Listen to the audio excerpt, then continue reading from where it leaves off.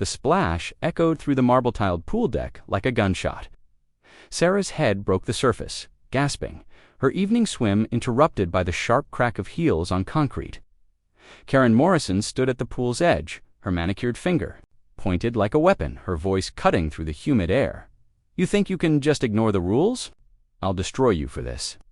But as Sarah pulled herself from the water, dripping and defiant, she had no idea that this wasn't just about swimming after hours.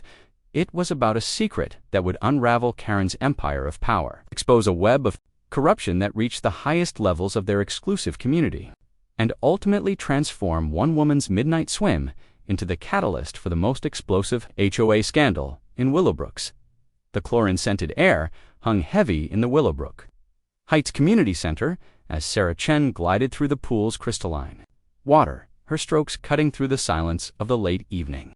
The overhead lights cast dancing patterns on the bottom of the pool, and for the first time in weeks, she felt the tension in her shoulders begin to melt away.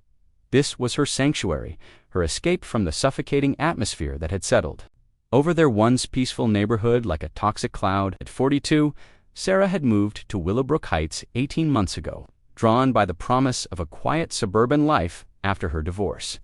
The gated community had seemed perfect: manicured lawns, pristine sidewalks, and a comprehensive set of amenities that justified the substantial HOA fees.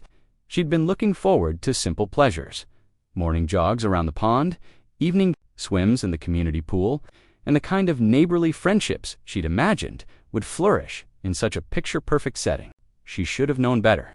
The sharp staccato of heels on the pool deck shattered her reverie. Sarah's head snapped up, water streaming from her dark hair as she turned toward the sound.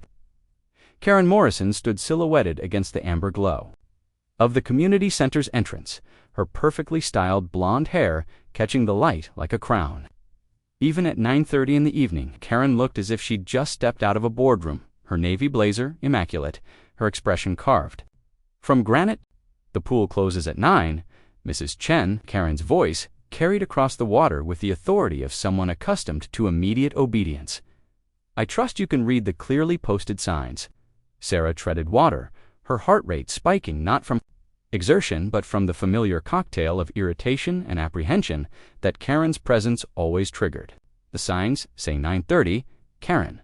I checked before I came down. The signs are incorrect." Karen's heels clicked as she moved closer to the pool's edge, her shadow falling across the water like a storm cloud. "The board voted to change the hours last week, 9 o'clock sharp, no exceptions." "What board meeting?" Sarah pushed off from the pool wall, swimming closer. "I didn't receive any notice about a meeting, and I'm supposed to be informed of all. You're not a board member anymore, Mrs. Chen." Karen's smile was sharp enough to cut glass.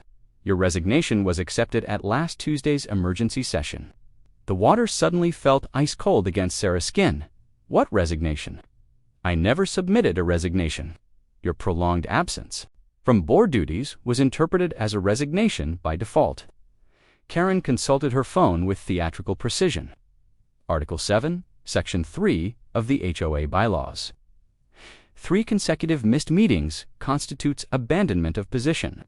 Sarah's feet found the pool bottom and she stood in the shallow end, water lapping at her waist. "I missed those meetings because my mother was in the hospital.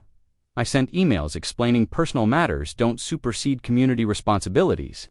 Karen's tone remained crisp, businesslike, as if they were discussing the weather rather than Sarah's deliberate exclusion from the board she'd worked tirelessly to serve.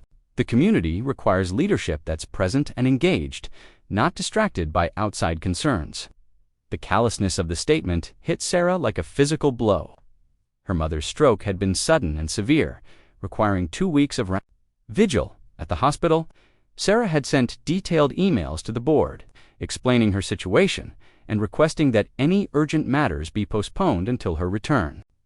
The responses had been minimal brief acknowledgments from other board members, and complete silence from Karen, who served as the board's president. "You can't just remove me from the board without proper procedure," Sarah said, her voice steady. Despite the anger building in her chest, there are protocols, voting procedures, all of which were followed to the letter. Karen's eyes glittered with satisfaction. "I made sure of that. The vote was unanimous among the remaining members." Sarah felt the familiar weight of Karen's manipulation settling over the conversation like a heavy blanket.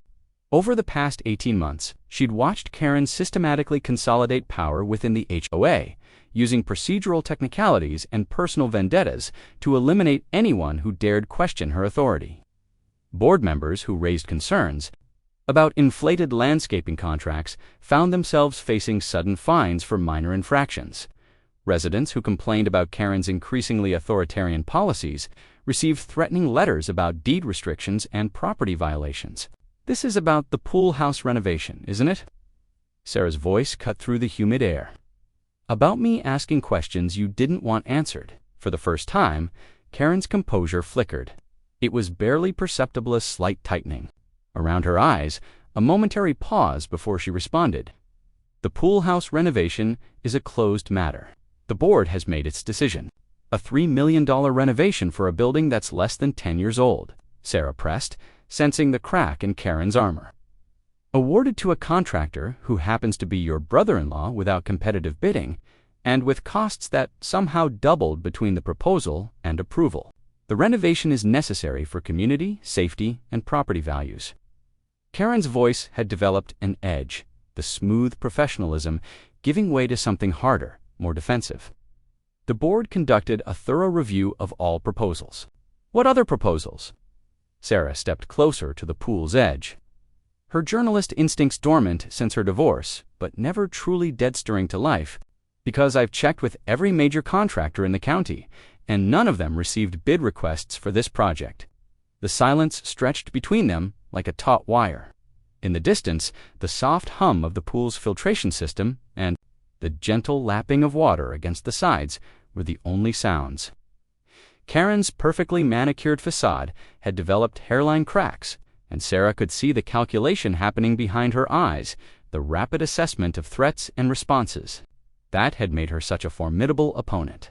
"Your obsession with conspiracy theories is exactly why the board felt your removal was necessary," Karen finally said, her voice regaining its icy control. "This community doesn't need paranoid residents undermining legitimate business decisions." "Legitimate business decisions don't require secrecy and manipulation," Sarah shot back. "They don't require removing board members who ask uncomfortable questions. No one removed you. You removed yourself through your own negligence." Karen's smile returned, cold and victorious. "And now you're trespassing in a closed facility, which gives me grounds to file a formal complaint with the board and potentially pursue legal action." The threat hung in the air like a blade. Sarah knew Karen well enough to understand that this wasn't an empty warning. Over the past year, she'd watched Karen weaponize the HOA's legal authority against residents who crossed her, burying them in fines, liens, and legal fees until they either submitted to her will or sold their homes and left the community entirely. "I'm not trespassing," Sarah said, her voice steady despite the rapid beating of her heart. "I'm a homeowner in good standing, using community facilities during posted hours. The hours have changed, you were informed. Your continued presence constitutes trespassing." Karen pulled out her phone, her thumb hovering over the screen. "Security can be here in 5 minutes, and I'm sure they'd be very interested in your behavior tonight." Sarah felt the familiar surge of helplessness that had become her constant companion since Karen's rise to power. The HOA board had been designed as a democratic institution, meant to serve the community's interests through collaborative decision-making. Under Karen's leadership, it had become something else entirely, a personal fiefdom where dissent was punished and transparency was treated as betrayal. But as Sarah stood in the pool, water still dripping from her hair, she felt something shift inside her. Maybe it was the nakedness of Karen's power play, the shameless disregard for even the pretense of fairness. Maybe it was the memory of her mother's words from her hospital bed. "Don't let them make you smaller than you are, sweetheart. Sometimes the only way to stop a bully is to stand up and fight." "Go ahead and call security," Sarah said, her voice carrying across the water with unexpected strength. "Call them, and let's see what they think about your new pool hours that weren't properly posted, weren't voted on in a legitimate meeting, and weren't communicated to the community according to the bylaws you claim to follow so carefully." Finger paused above her phone screen. "You're making a mistake, Mrs. Chen, a very serious mistake. The only mistake I made was trust." Sarah's hands trembled as she gripped the steering wheel, her knuckles white against the leather. The familiar sanctuary of her home had been violated, transformed into a potential crime scene in the space of a single evening through the office window. She could see her desk drawers pulled open, their contents spilled across the hardwood floor like autumn leaves scattered by a violent wind. She reached for her phone, finger hovering over 911, then stopped. What would she tell them? That someone had broken into her house on the same night she'd confronted the HOA president. That she'd received a mysterious text from an unknown number. The coincidence was too stark, too convenient. If Karen had orchestrated this, and Sarah's gut told her she had, then calling the police would only give her another opportunity to control the narrative. Instead, Sarah dialed her neighbor's number. Tom Brennan was a retired FBI agent who'd moved to Willowbrook Heights 2 years ago, drawn by the same promise of peaceful suburban life that had attracted Sarah. Unlike her, he'd managed to stay below Karen's radar, keeping his head down and his opinions to himself. Tom's voice was thick with sleep. "It's nearly 11 o'clock. Is everything okay, Tom? I need your help. Someone broke into my house, and I think it's connected to the HOA situation." The line went quiet for a moment, then Tom's voice returned, alert and professional. "Where are you now?" "In my driveway. I can see the office from here. It's been ransacked. Don't go inside. I'll be there in 2 minutes." Sarah waited in her car, watching the house she'd chosen as her fresh start after the divorce. The Tudor-style home with its ivy-covered walls and welcoming front porch had represented hope 18 months ago. Now, it felt like a fortress under siege. Tom's porch light flickered on across the street, and she watched him emerge from his house, moving with the purposeful stride of someone accustomed to danger. At 63, he still carried himself like the federal agent he'd once been, his gray hair neatly trimmed, his eyes constantly scanning for threats. "Tell me what happened," he said, sliding into the passenger seat of her car. Sarah recounted the evening's events, the confrontation at the pool, Karen's threats, the mysterious text message, and now the break-in. Tom listened without interruption, his expression growing more serious with each detail. "You're right to be cautious," he said when she finished. "This has all the hallmarks of intimidation, possibly orchestrated by someone with resources and connections. The timing is too convenient to be coincidental. So what do?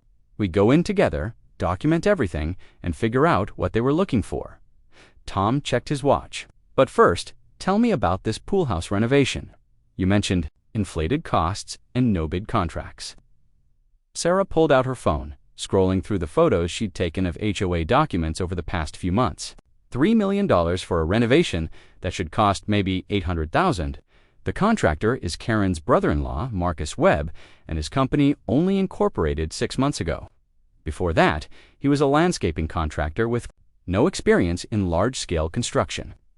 Tom studied the photos, his trained eye picking up details that Sarah might have missed.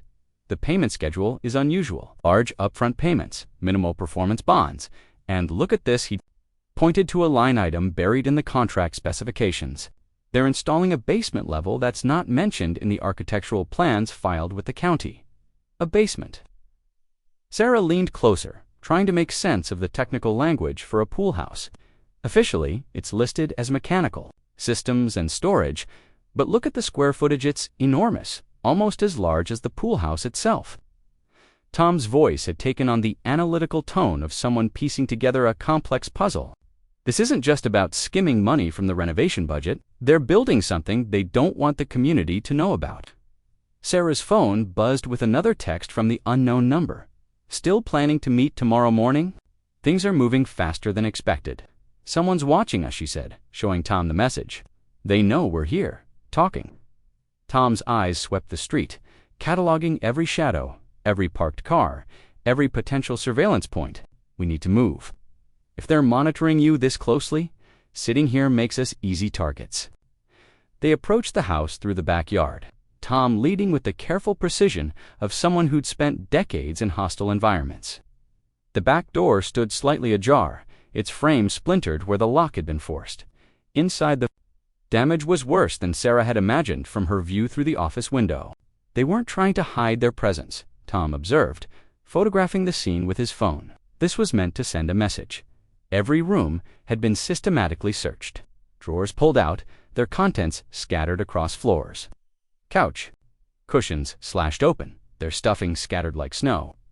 In the office, Sarah's filing cabinets had been emptied. Her computer hard drive removed, and months of HOA-related documents torn and scattered.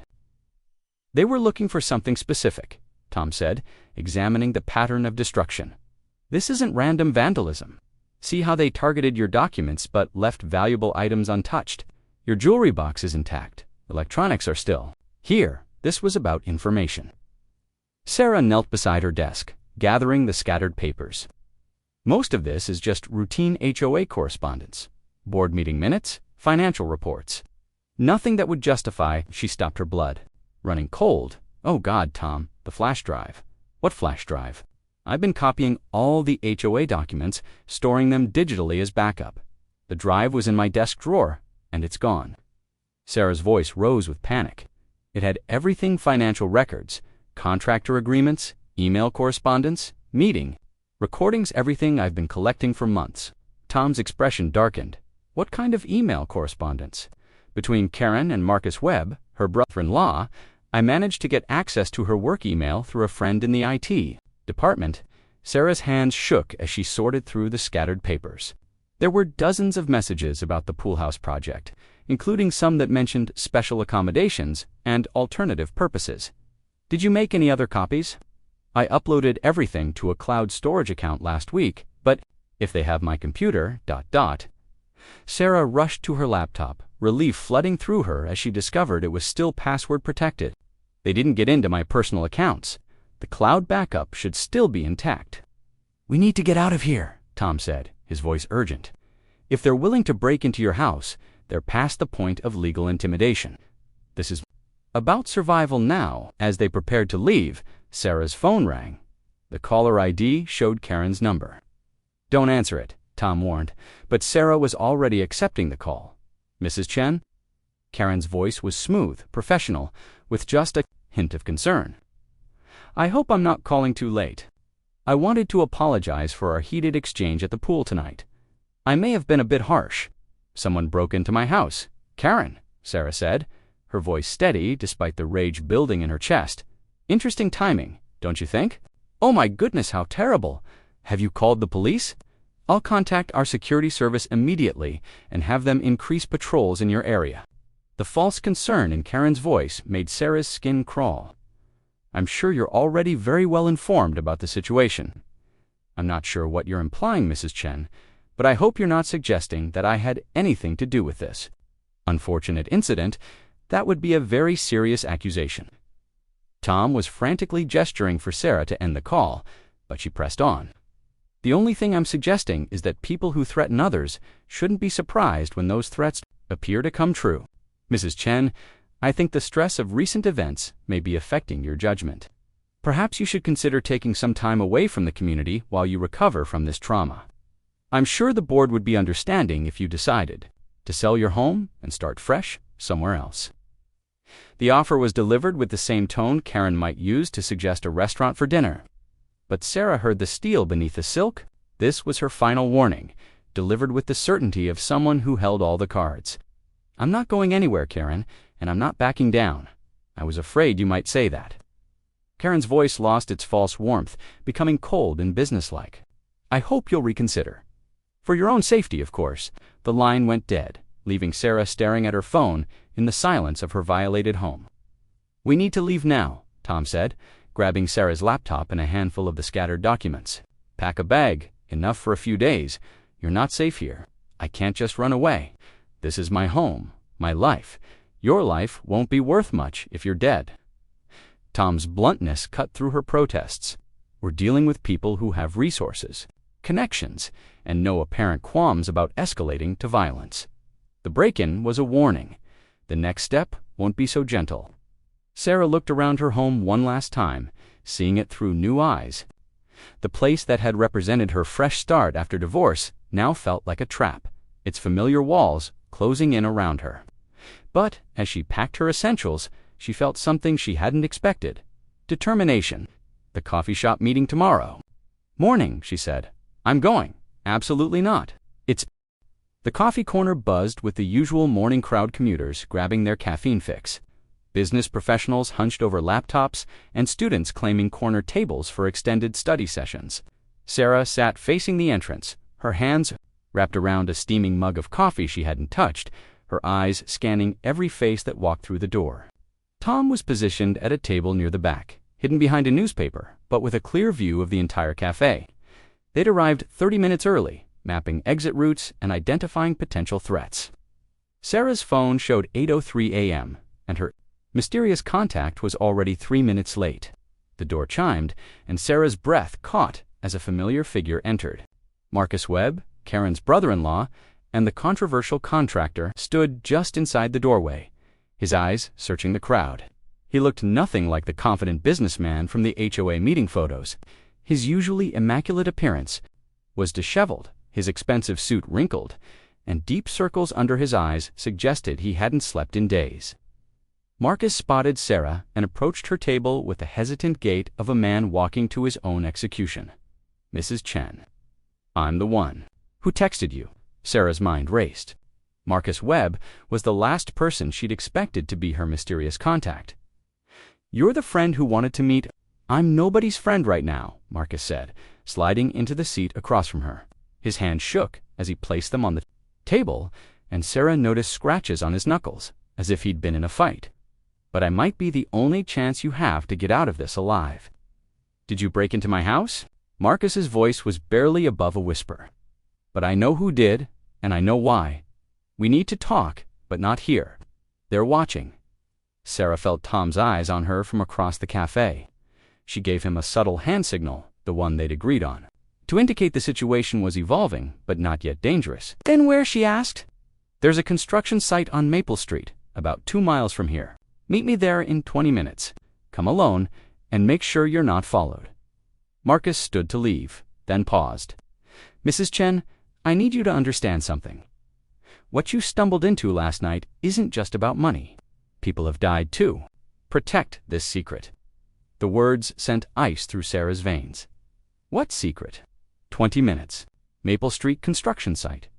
And Mrs. Chen, Marcus's eyes, were haunted, like a man who'd seen too much. "If I don't show up, it means they got to me first. Everything you need to know is in Unit 247 at Secures Tor on Highway 6. The code is 061589. Before Sarah could respond, Marcus was gone, disappearing into the morning crowd with the practiced efficiency of someone who'd learned to move unseen. Sarah's phone buzzed immediately. "Tom, do not follow him." This screams setup. She looked across the cafe, meeting Tom's concerned gaze. Every instinct told her he was right. Meeting Marcus at an isolated construction site was dangerous beyond measure, but his fear had been genuine, and his mention of deaths connected to the secret changed everything. She texted back, "He's scared, Tom, really scared, and he mentioned deaths.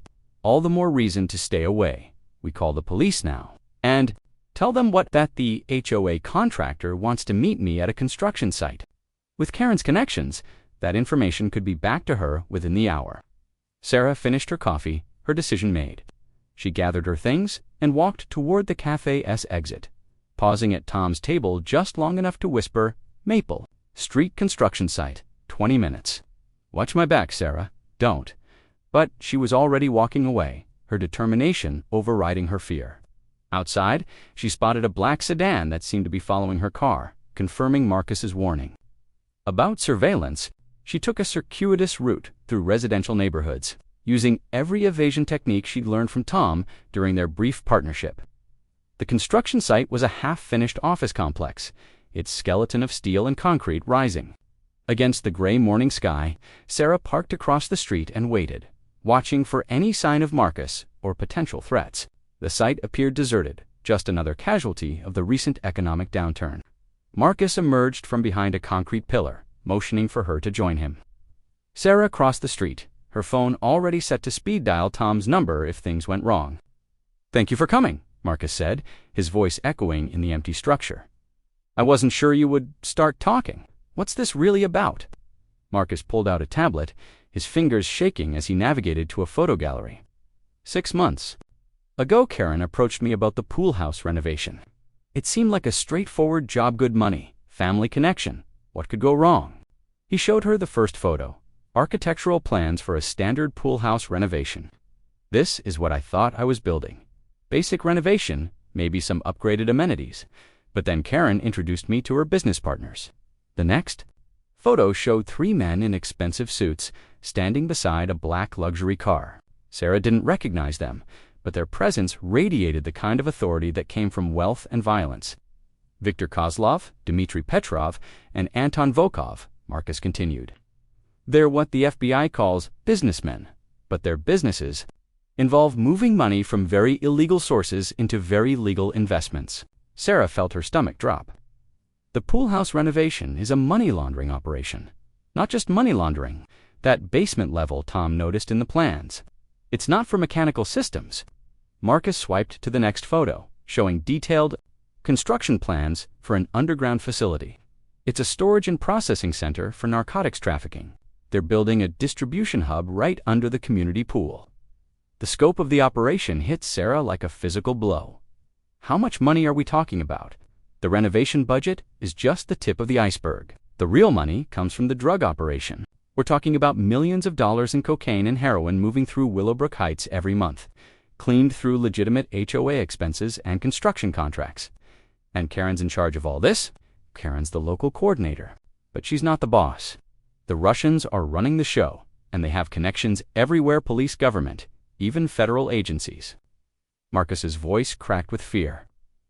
2 weeks ago, I tried to back out of the project. I told Karen I was uncomfortable with the changes to the plans, that I wanted to renegotiate the contract. He swiped to another photo, this one showing a newspaper. Headline: Local business owner dies in apparent suicide. Jimmy Martinez. He was my original foreman, the only other person who knew about the basement modifications. He started asking questions about the concrete work, wondering why we needed such thick walls and specialized ventilation systems. Marcus's hands were shaking violently now. They found him in his car 3 days later, apparently from carbon monoxide poisoning. But Jimmy was the most careful person I knew. He would never have made that kind of mistake. Sarah's blood ran cold. They killed him. They made it look like an accident, but I know better. And Jimmy wasn't the first. Marcus showed her more photos, obituaries, accident reports, news articles about sudden deaths and disappearances. Anyone who gets too close to the truth, anyone who asks too many questions, they eliminate. Why are you telling me this? Why risk your life to help me? Marcus's laugh was bitter, hollow. Because I'm already dead, Mrs. Chen. The moment I tried to back out of this project, they marked me for elimination. The only question is whether I die as a coward or if I try to do something right before they kill me. Sarah's mind raced through the implications. The break-in at my house, they were looking for evidence of the drug operation. They were looking for anything that could expose the financial connection between the HOA and the Russian operation. Your flash drive probably contained enough evidence to bring down the entire network. Marcus pulled out a key from his pocket. But they didn't get everything. I've been keeping my own insurance policy, the storage unit you mentioned. Everything. I could document about the operation. Photos, financial records, recorded conversations, construction documents showing the real purpose of the basement level. He pressed the key into Sarah's hand. If something happens to me, you'll have everything. You need to expose them. Sarah's phone buzzed with a text from Tom, black sedans circling the area. You need to leave now, we have to go, she said. But Marcus was already shaking his head. I'm not leaving. This is where it ends for me. He pulled out his phone, showing her a text message. End of the line. Marcus, you have 1 hour to come home, or we come to you. Come with me. We'll go to the FBI. Expose everything you don't understand. They have my daughter. Marcus's voice broke completely. Elena is 8 years old. They took her from school. Yesterday, told me she'd be safe as long as I kept quiet. But I know how this ends. They'll kill her anyway, and they'll kill me too. The sound of car engines grew closer, and Sarah could see the black sedans Tom had warned about approaching. The construction site? There has to be another way. There is. Marcus's voice strengthened with resolve. You take that key, you get the evidence, and you make sure the world knows what really happened here. You make sure my daughter's death means something. Your daughter's not dead. She will be, as soon as they realize I've betrayed them." Marcus pulled out a gun, his hands steady now, despite the tears,